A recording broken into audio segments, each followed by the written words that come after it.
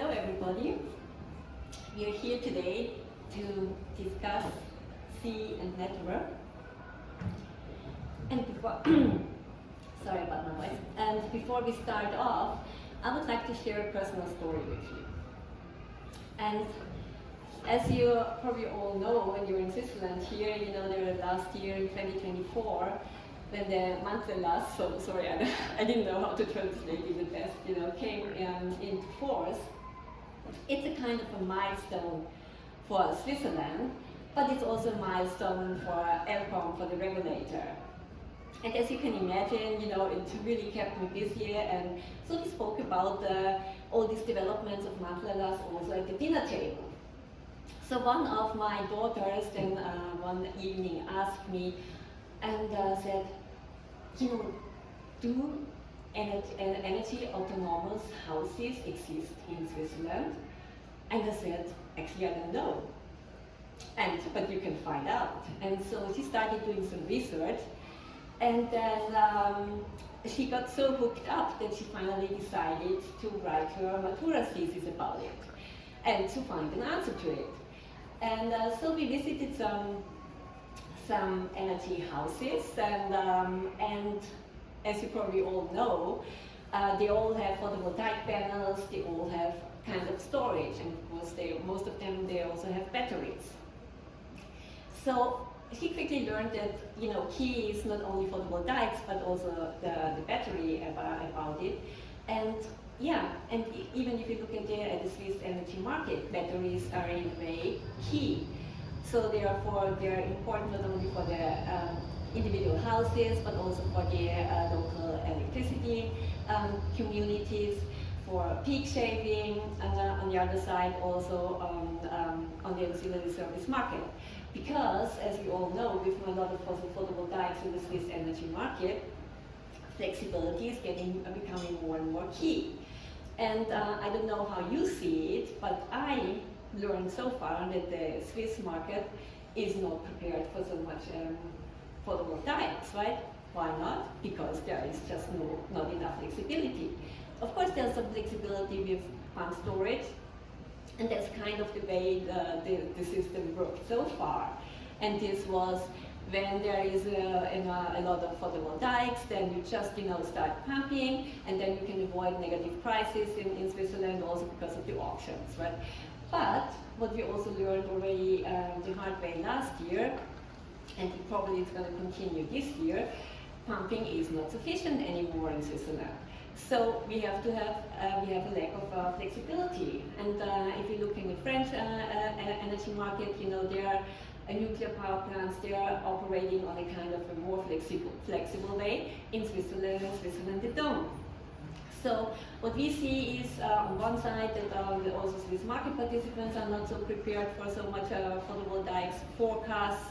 You know, we had just this weekend or last weekend we had another incident that market participants, they just do their forecast on Friday and then just go up into the weekend, right? And then on the weather on Sunday wasn't forecasted so nice as it is today, but it was.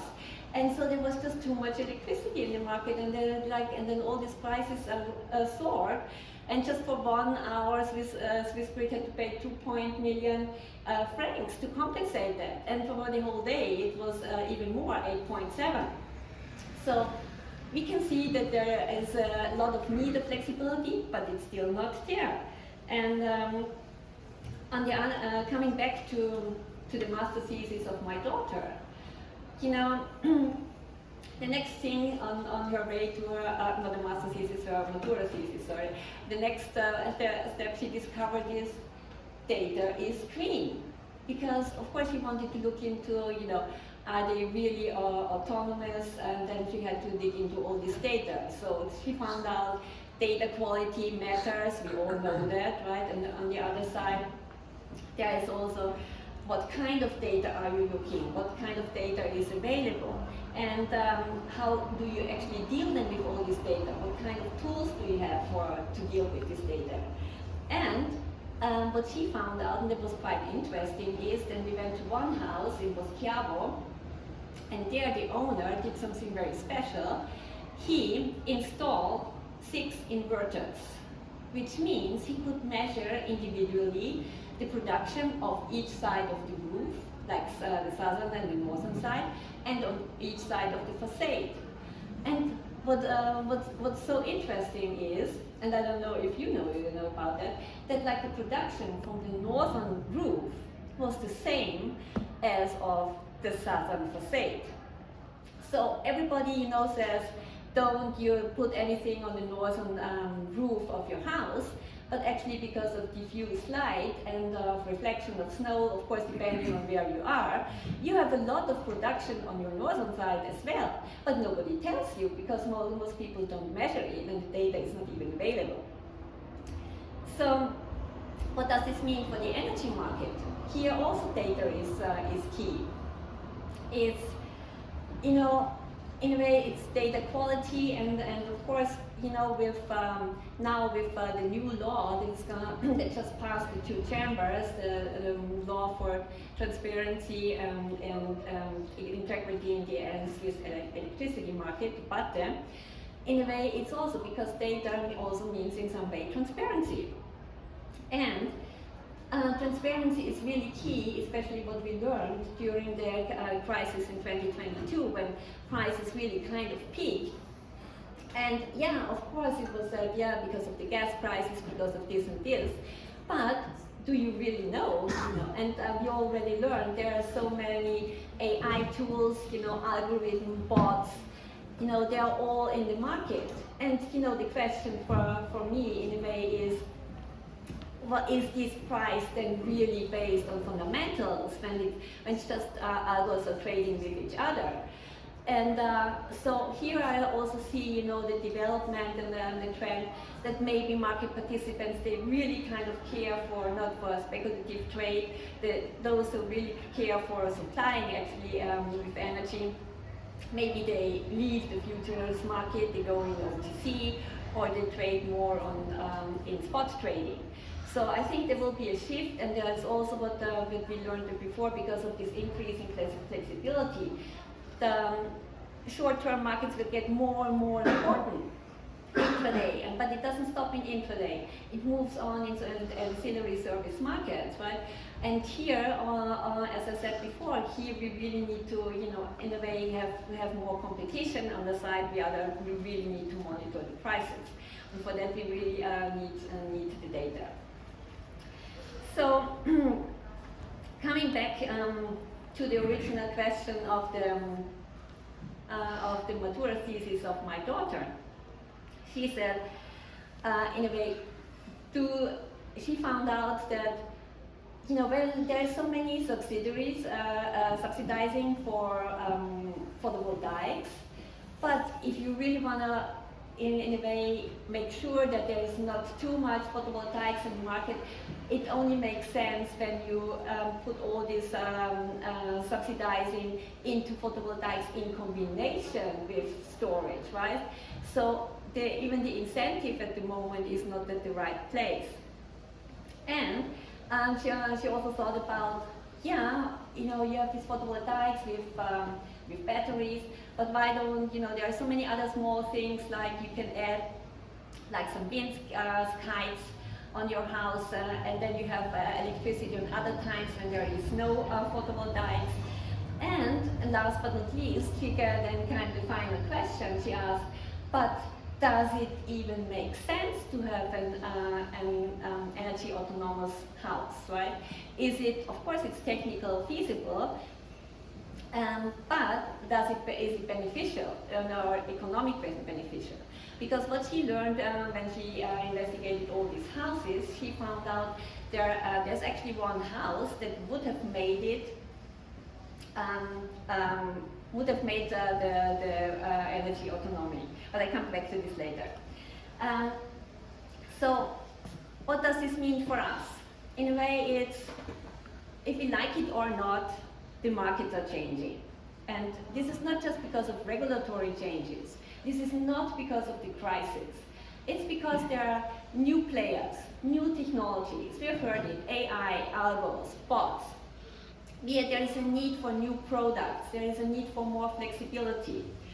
And the market also gets more complex and everything goes so much faster, right? We have to adapt to that.